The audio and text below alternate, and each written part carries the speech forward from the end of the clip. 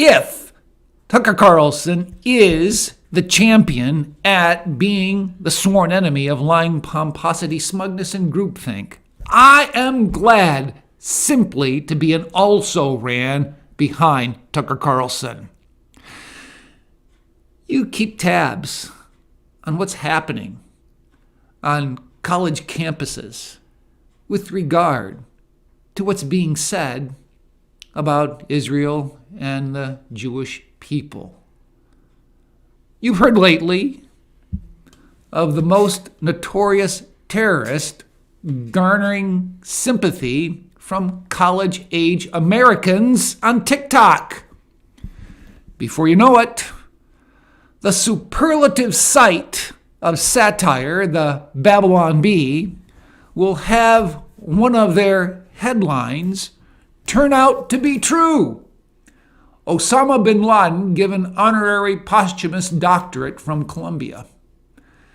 I grant that Palestinians have legitimate grievances which should be addressed, but the spewing of Jewish-hating venom is so repugnant that the protesters seem to be more on the side of Hamas than that of the Palestinians. For example,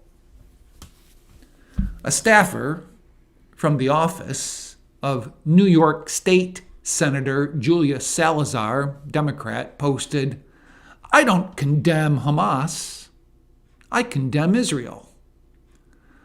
Salazar's chief of staff liked the post. Wouldn't it make you squirm if you were a Jew in Salazar's office? Do you see where diversity, equity, inclusion, cultural Marxism, and wokeness lead immature, impressionable, and gullible people? A self-described apostate Muslim and lapsed atheist can see it. Ayaan Hirsi Ali, human rights champion, recently turned to Christianity, recognizing how Western civilization, originating from a Judeo-Christian foundation, is under threat in three ways: the authoritarian and expansionism in the forms of Chinese Communist Party and Vladimir Putin's Russia. Number two, the rise of global Islam. And number three, the spread of woke ideology, which is eating into the moral fiber of the next generation. That's from Ayaan Hirsi Ali. Now, she doesn't attribute her embrace of Christianity solely to the realization that atheism is too weak and divisive a doctrine to fortify us against our menacing foes.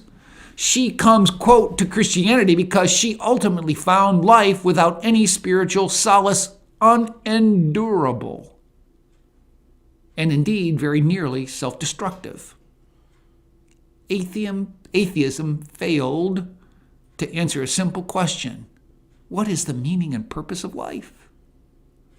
She writes, "Unless we offer something as meaningful, I fear the erosion of our civilization will continue, and fortunately, there is no need to look for New Age concoction of medication and mindfulness. Christianity has it all." Admitting the need for further learning about Christianity, she absorbs a little more at church each Sunday. In a long journey through a wilderness of fear and self-doubt, she realizes in Christianity, quote, a better way to manage the challenge of existence than either Islam or unbelief had to offer. Ayaan Hirsi Ali gets it. And she gets it beyond merely seeing how weak atheism is and how false Islam is as well. She sees it as something that brings spiritual solace to a life that had a hole in it. That hole she's beginning to see, I think, can only be filled through a relationship with Jesus Christ. I don't know if she's there yet, but the road she's traveling is getting her there.